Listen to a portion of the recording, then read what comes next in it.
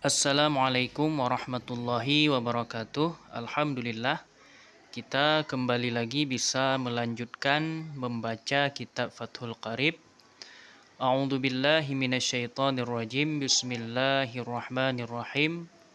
Qala al-musannifu wal muallifu rahimahullahu taala, nafa'anallahu bi barakatihi wa bi barakati ulumihi. Amin ya rabbal alamin. Subhanaka la ilma lana illa ma 'allamtana innaka antal alimul hakim wa la haula wa la quwwata illa billahil aliyyil azim. Jadi sebelumnya kita sudah membaca masalah perbedaan antara laki-laki dan perempuan di dalam salat. Kemarin dijelaskan masalah laki-laki. Sekarang adalah masalah perempuan, berbeda dengan laki-laki. Tentunya kebalikan daripada pembahasan lelaki pada pertemuan sebelumnya. Wal mar'atu tukhalifur rajula fil khamsi al-mazkurati fa innaha tadhummu ba'daha ila ba'din fatulsiqu batnaha bi fakhizaiha fi ruku'iha wa sujudiha wa takhfidu sawtaha in sallat bihadratir rijalil ajanibi fa in sallat munfaridatan anhum jaharat wa idza nabaha syai'un fis salati saffaqat bidarbil yumna ala dhahril yusra falau darabat batnan bi batnin biqasdil la'ibi walau qalilan ma'a ilmi tahrimi batulat salatuha wal khunsa kal mar'ah wa jami'u badanil mar'ati al hurrati auratun illa wajhaha wa kaffaiha wa hadhihi auratuha fi shalah amma kharijas salati fa auratuha jami'u badaniha wal amatu kar rajuli fi salati fatakunu auratuha ma baina surratiha wa rukbatiha. Bismillahirrahmanirrahim.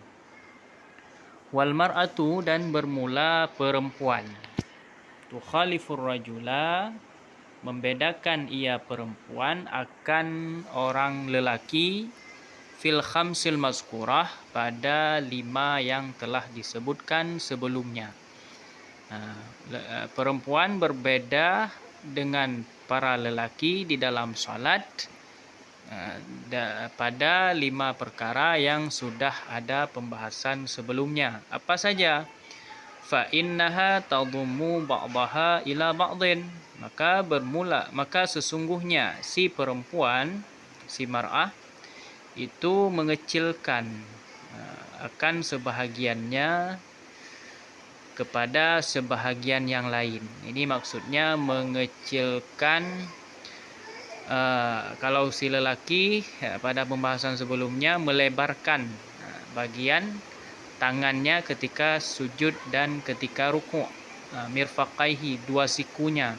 Kalau si perempuan tadhummu, mengecilkan, dalam arti mirfaqai atau 2 siku perempuan itu tidak dilebarkan tapi dikecilkan. Fatul siku batnaha bi fakhizaiha fi ruku'iha wa sujudiha, maka mendempetkan atau melengketkan akan perutnya si perempuan dengan 2 pahanya pada rukuknya si perempuan dan sujudnya si perempuan. Kalau lelaki sebelumnya perutnya itu dikecilkan sehingga menjauh dari 2 paha. Kalau si perempuan perutnya itu tidak dikecilkan tapi didempetkan dengan 2 paha, baik ketika sujudnya dan ketika rukuknya. Wa tukhfidu sautaha in sallat bihadratir rijalil ajanib, dan kalau si perempuan merendahkan ia akan suaranya jika salat si perempuan tersebut dengan hadirnya para laki-laki yang ajnabi. Kalau di tempat itu ada lelaki yang ajnabi, lelaki yang sah nikah, dengan si perempuan. Itu namanya lelaki yang ajnabi, bukan lelaki mahram.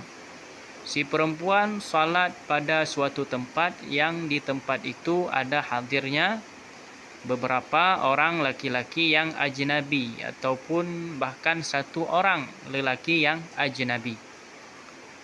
Maka suaranya pada ketika dia salat di tempat tersebut, suaranya itu direndahkan, dikecilkan supaya tidak terdengar kepada para lelaki yang ajnabi.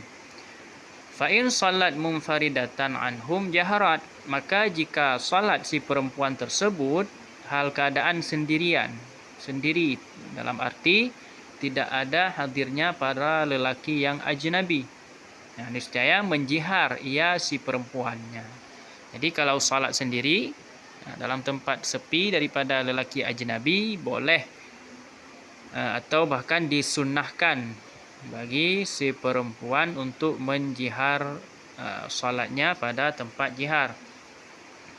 Wa idza nabaha syai'un fi sholati saffaqat bi darbil yumna ala dhahril yusra. Dan apabila menimpa si perempuan oleh sesuatu di dalam salat. Menimpa sesuatu maksudnya terjadi kelupaan atau lainnya atau sebagainya, terjadi kelupaan di dalam salat.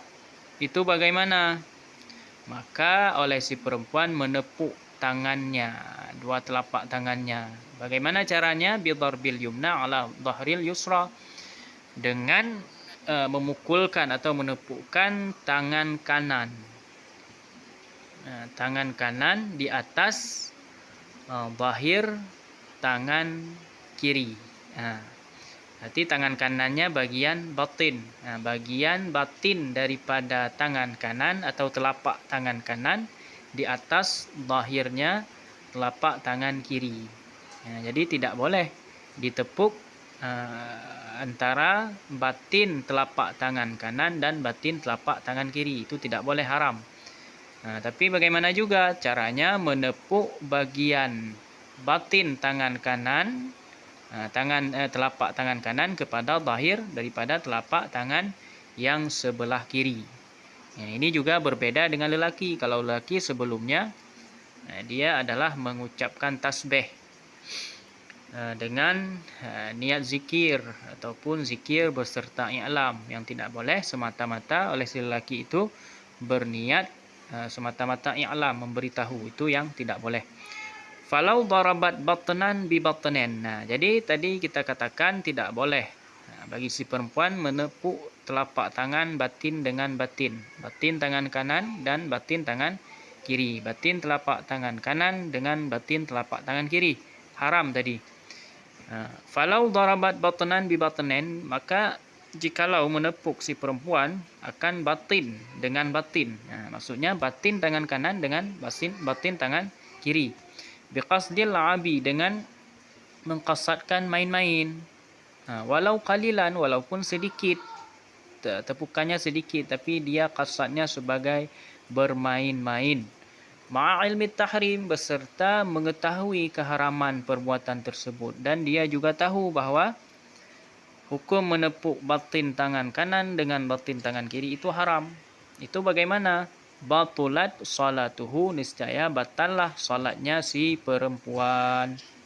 Jadi kalau menepuk tangan dalam salat, batin telapak tangan kanan dan batin telapak tangan kiri dengan qasad main-main, walaupun tepukannya itu sedikit, beserta dia tahu itu perbuatan yang diharamkan, niscaya salatnya itu batal. Wal khunsa kal mar'ati. Sekarang bagaimana hukum bagi si khunsa? Dan bermula si khunsa itu sama seperti perempuan. Jadi tata cara si khunsa dalam salat sama dengan si perempuan, berbeda dengan laki-laki. Wa jami'u badanil mar'ati al-hurrati auratun illa wajhaha wa kaffaiha. Adapun masalah aurat dalam salat bagi perempuan, dan bermula sekalian badan perempuan yang merdeka itu adalah aurat kecuali wajahnya dan dua telapak tangannya. Wa hazihi auratuha fi shalah, dan bermula ini itu auratnya si perempuan di dalam salat.